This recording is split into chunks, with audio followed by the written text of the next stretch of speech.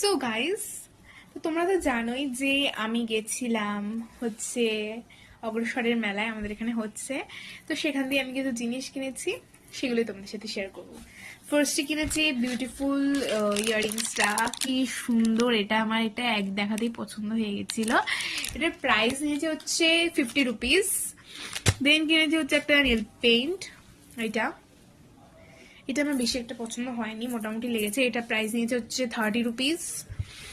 দেন কিনেছি হচ্ছে একটা, কি বলবো আমি এটাকে, একটা নেকলেস বলতে পারো, নেকলেস না ঠিক, মানে গলার চেন টাইপের।